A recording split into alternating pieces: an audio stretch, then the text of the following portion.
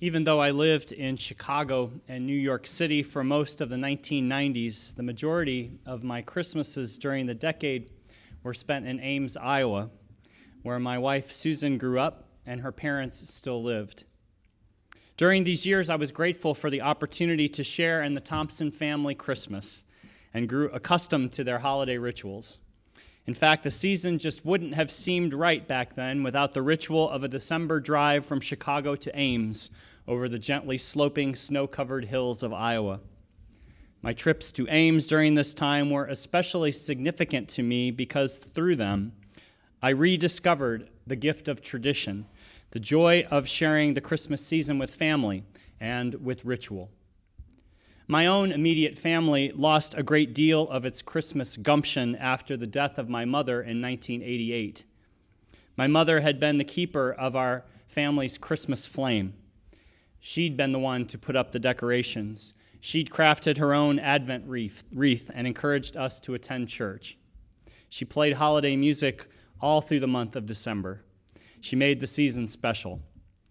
Despite her fine example of Christmas cheer, the celebrations we attempted in the years immediately following her death did not inspire us to regularly overcome the miles that now separated us.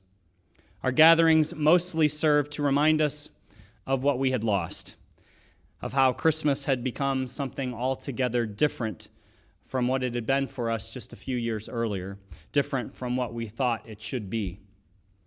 It just didn't seem like Christmas anymore. Not gathering at all seemed better than our feeble attempts at merrymaking, so we mostly stopped trying. In Ames, however, I had been given the opportunity to tap back into the joy of the season. I'd been welcomed into a new family and a new set of holiday traditions, and I was grateful for these gifts. According to custom, each year during that time, we attended the Christmas Eve service at the Thompson family place of worship, a vibrant Catholic church a short distance from the family home. Following the service, we'd return to my in-laws' place to share a holiday meal. And while the late dinner that night was fun, the highlight of the festivities for me was the Christmas Eve service. Each year, the excitement would build an hour or so before the service when the family would rush to get ready after a busy day of shopping, baking, wrapping presents, maybe a fight or two. Then into the darkness we would go, packing ourselves into the family cars, huddling close to stay warm in the Iowa cold. Upon our arrival at the church, we would walk into a candle-lit room of greenery and warmth that was familiar to me even on my first visit. The sanctuary on this holy night is always overflowing with people of all ages, but my eyes would usually be drawn to the children, dressed in their finest holiday attire, showing signs of exhaustion mixed with eager anticipation. Families on this night, as in most churches, are stretched beyond the normal nuclear groupings to include grandmas and grandpas, aunts and uncles, brothers and sisters who are back for the holiday. The church this night, like countless other churches, was always buzzing.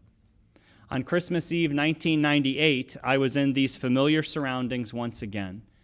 From the balcony of the church where the Thompson family has gathered and worshiped for years, I had a fine vantage point to observe the proceedings. As usual, I was looking forward to the service. I was looking forward to the carols, to the reading of the Christmas story, to the rituals to which I had become accustomed from my own childhood in Methodist and Presbyterian churches. Most of all, I was looking forward to the candles, especially the time in the service when everyone would be holding their own piece of a common flame, illuminating the church in that hazy yellow glow produced by the mingling of fire and candle wax. I must confess, despite my pleasure at being there, I have, at times, felt a little out of place during this yearly event, participating in a service that doesn't fully jibe with my beliefs. But I've come to accept that it didn't really matter that I wasn't Catholic, or that I didn't fully understand or even agree with the implications of all the rituals. The Christmas Eve service was a time to be together with my wife's family. It's a night that's important to them and to the hundreds of people who gather in church with us. It is a night for celebration, a night to be with one another and to share some light at one of the darkest times of the year, a night to bask in the glow of community, of family, of this gift of life and of love. I came to understand that the details of the dogma, they don't really matter all that much at times like these. times that allow us to be together across the generations, to see the delight in children's eyes, to see families connecting and reconnecting once again, remembering what they have shared and maybe what they have lost, a time of recollection during a season of remembrance. Soon into that year's service, I became immersed in my own recollection and remembrance, in my own feelings of family lost. A wave of significant sadness began to wash over me, no doubt propelled by the sight of a church filled with families, all eagerly anticipating the festivities ahead. My thoughts wandered back to the Decembers of my youth, and I could not get the images of my own immediate family out of my mind. Pictures of Christmases past, my siblings and I at the churches of our youth, my mother and father holding hands and singing, and later all of us gathering for our Christmas celebration. These pictures, once just fuzzy memories floating lightly through the Mass, had overtaken the proceedings. I was overwhelmed by nearly forgotten memory and found it difficult to be present. When Susan's family left the pew with the rest of the people seated in the balcony to receive communion, I stayed behind and continued singing the hymn that accompanied the ritual. Suddenly, I was alone in a sea of empty pews, watching a throng of people below. Now, I'm accustomed to sitting alone during this portion of the Mass, but this time was different. It was like I was floating above it all, watching the scene as though I were attending the theater. Later, my favorite ritual, that time when the flame is shared and the church glows with the light of hundreds of candles, seemed inappropriate to me. The candles were too bright, the hope implied not real. After all, the candles of hope and promise I had held with my family years ago had not kept us together. The candles this night were a cruel reminder of what had been lost. After the service ended and we made our way home, I kept to myself. I knew there was something brewing inside of me that I didn't want to let surface in the car. I wasn't quite sure what was going on. I just knew that I needed to be alone. Upon our arrival back at the house, I told Susan that I was going to lie down for a little bit, and I went into the bedroom we'd been sharing and shut the door. I lay on the bed, still feeling queasy, still not quite sure of what to make of all the emotions I was experiencing. After a short time, Susan's mother, Marcia, knocked lightly on the door and entered. Now, my relationship with Marcia at the time had not quite matured. We seemed content to keep things respectfully distanced, though streaks of connection occasionally surfaced. In the early days of my relationship with Susan, you see, Marcia and I would sometimes butt heads, a product of her well-intentioned desire to continue parenting Susan, contrasted by my limited expectations of a parent's role in the life of an adult child, a product of my father's more distanced relationship with me and my siblings. Marcia would call and question me about where Susan was, what she was doing, when I expected her home, why didn't I know when she would be home, etc. And most of the time, smart aleck that I was, I would respond with answers like, I don't know. Why don't you talk to Susan about that, etc. I'm thinking Marcia probably didn't appreciate my failure to keep tabs on her daughter and to report back to her. But over time, we had reached a level of understanding that eliminated the need for phone call confrontations. You know, these days, I'm mostly just embarrassed by what a jerk I could be back then, how eager I was to make a point, how slow I was to offer compassion to the mother of the woman that I love. Thankfully, our relationships to our in-laws, and other family members for that matter, can develop and can grow in depth and respect if we let them. But this night, these many years ago, Marcia and I weren't fully there yet. And now Marcia was entering the bedroom where I lay, and I was afraid. While I appreciated the attention she was showing by checking in on me, I wasn't sure that I wanted her in the room. I feared that I wouldn't be able to exhibit the Christmas cheer that I figured she'd be expecting from me. Besides, I knew that dinner would be ready soon and that I would be expected to join the celebration, a celebration that I wasn't sure I could honestly join. Upon entering the room, Marcia quickly put me at ease. She gently asked how I was doing. I responded by saying, I don't know, I feel a little queasy. There was a part of me that wanted to tell her everything. But at that point, I didn't even know where to begin, and I wasn't sure I would know how to stop once I started. She then said, "Well, take as long as you need, Mark. There'll be food if you want some." And then she quietly shut the door. Just before she left, though, in an act of mothering I had not experienced in years, she gave me a surprising gift. I'm not sure that she knew what she was doing, but I'm going to give her the credit for it anyway. That Christmas Eve, after we had spent an evening in church celebrating how important it is to share our light, my mother-in-law gave me the gift of darkness. As she walked out of the room, she flicked the switch on the wall, turning off the overhead light. A cool darkness washed over me, and almost instantaneously, I began to cry. This was one of those memorable cleansing cries that only come on rare occasions, if at all. I could feel my stomach churning out pain that I'd almost forgotten about. I was crying for my mother, and for my brother, and my sister, and for my father, and for myself. I was crying for Christmas, and for loneliness, and for togetherness. As in all the best cries of my memory, I also laughed. I laughed for the gifts of my life, for the love of my new family, for the blessing that my mother-in-law gave to me by simply turning off the light. I savored the moment, recognizing the gift that it was to be crying and laughing and crying some more. At that time, more than 10 years had passed since my mother's death, and the tears rarely came.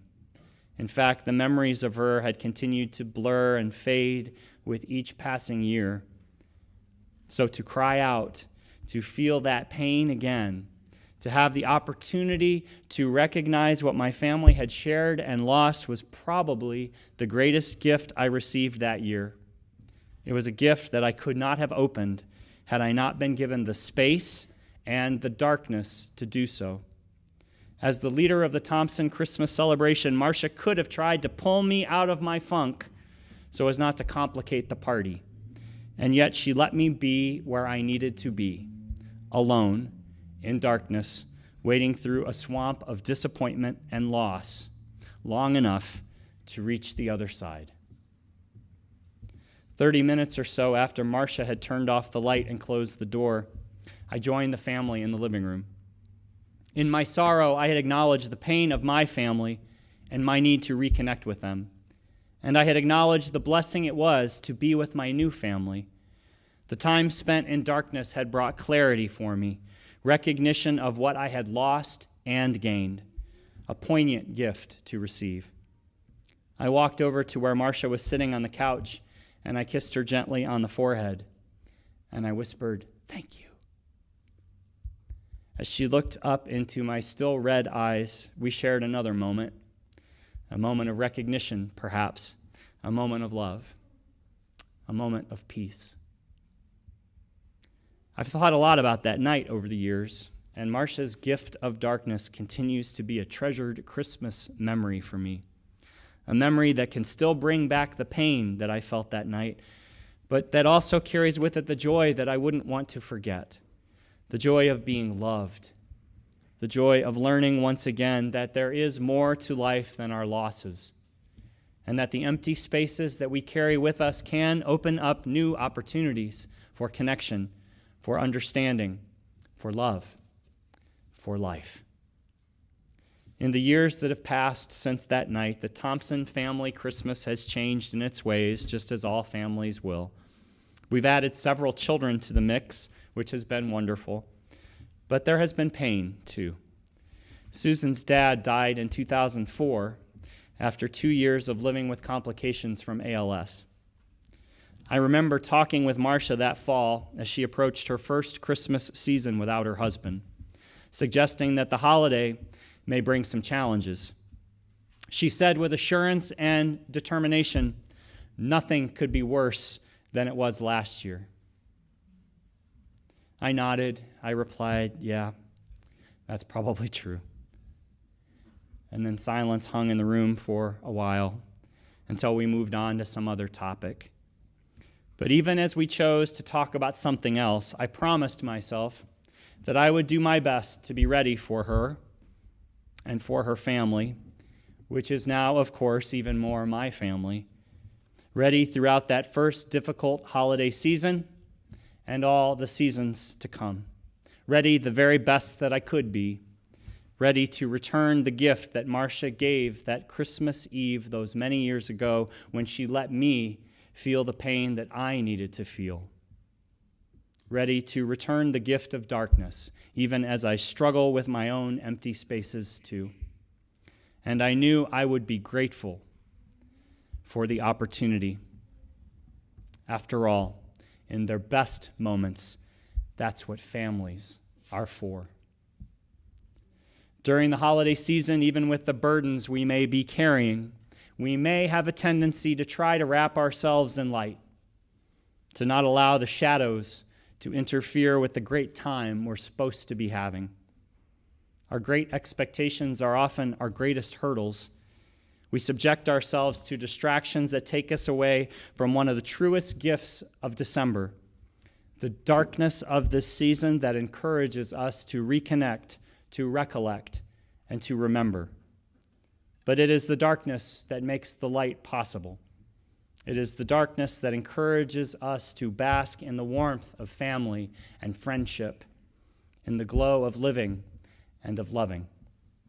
It is the darkness that shows us the way to the light in this time of recollection, in this season of remembrance.